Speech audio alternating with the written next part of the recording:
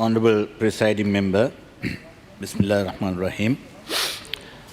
I speak today before you, yet unable to come to terms with the horrendous and barbaric terror inflicted on our Christian brothers and sisters, as well as members of other faiths who had been unfortunately caught in this carnage. On Easter Sunday this week, the bloodiest coordinated series of attacks ever that the Christian community faced in the history of Sri Lanka.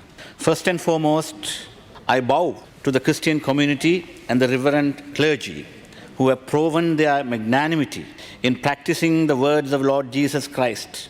I quote, "If anyone slaps you on the right cheek, turn to him the other also." End of quote. By preaching calm to the bereaved Christian communities at a time of grief, resisting backlash to the Muslim community living in absolute fear.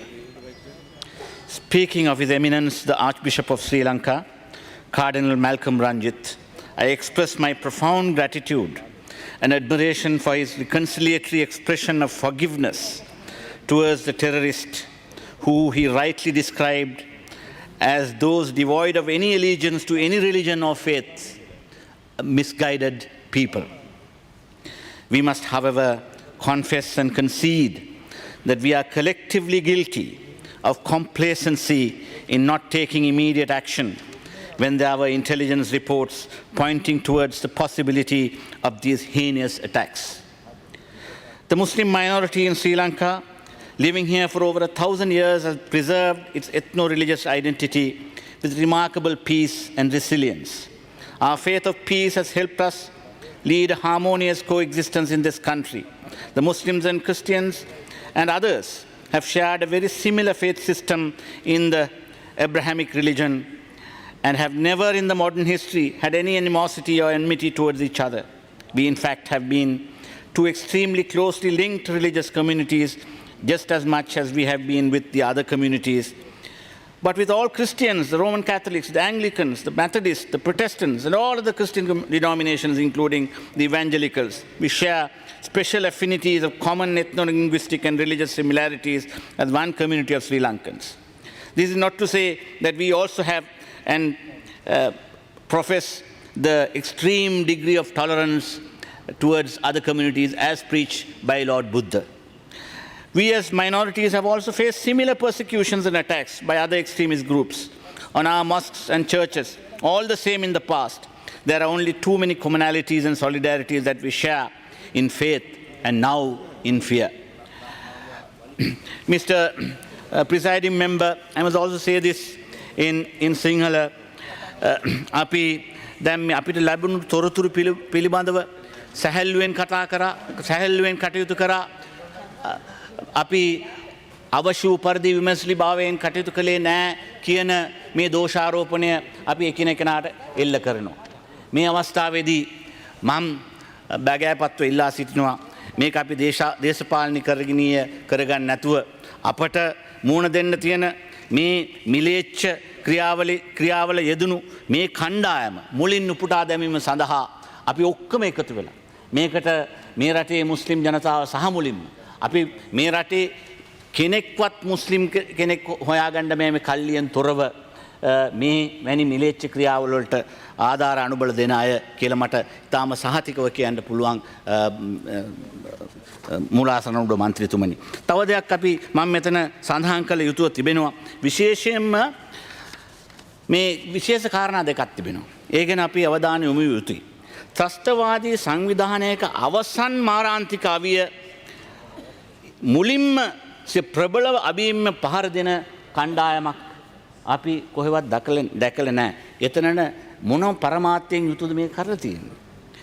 දැන් උදාහරණයක් වශයෙන් නැස්තික අභියක් අපි යුද්ධයක මුලින්ම පාවිච්චි කරන්නේ නැහැ. නමුත් මෙතන ඒක කරලා තිබෙනවා. ඒ විතරක් නෙවෙයි මේ විනාශයේ යෙදුණු මේ ISIS කණ්ඩායම දැන් පිළි අරන් තියෙනවා තමන්ගේ කල්ලියක් කියලා මේ කරලා තියෙනවා. නමුත් මේ කල්ලිය විනාශ ක්‍රියාවලට යෙදෙන්නේ යම් ඉල්ලීමක් හෝ දුක්ගැනවිල්ලක් ඉල්ලා නොසිට කියන එකත් අපි බලන්න. කිසි දෙයක් කියවලා නැහැ.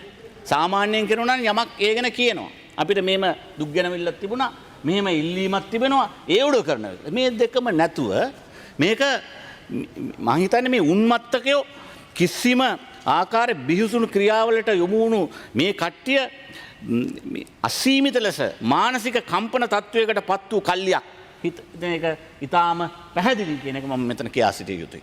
එබැවින් මේ කල්ලිය සොයාගෙන මේ කල්ලිය සම්පූර්ණයෙන්ම මුලින් උපුටා දැමීම එතරම් අසීරු කාර්යයක් නෙවෙයි.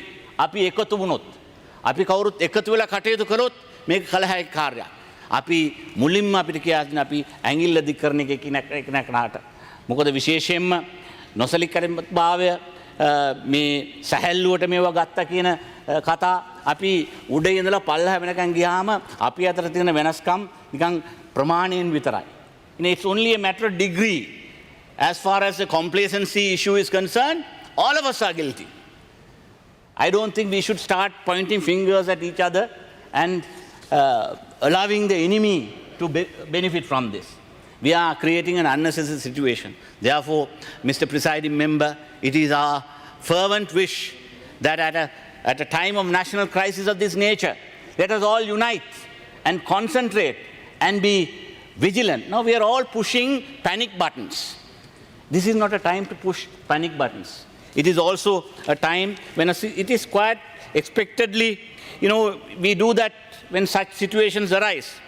And then declaring emergency is unavoidable in a situation like this. I am sure those powers will be used in full measure, keeping in mind, of course, that those extraordinary powers will be resorted to in a rational and justifiable manner, proportionate to the purpose of investigation.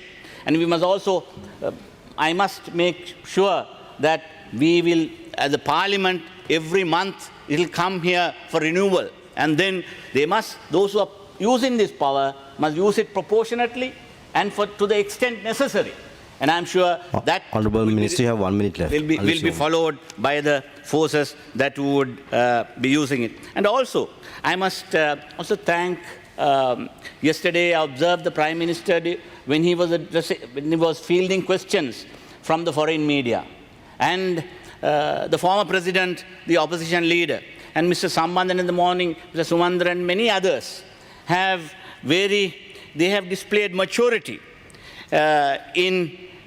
though of course sometimes with occasional outbursts when someone interrupted them, they would have used certain political brickbats. But apart from that, they have been very mature and they have never gone down to the level of trying to use this for political purposes, and particularly on the issue of when not attributing the terror, that not attributing to one particular community or religion. That's very important. Though this has happened by a misguided set of people who are now isolated, and they could easily be tracked down if we all get united. I must say here, I must quote one of the important person who finally had to succumb to the bullet of the terrorists, the late Foreign Minister Lakshman Kadirgam. An act of terrorism anywhere is a threat to everyone, everywhere, Mr. Presiding Chairman. Thank you.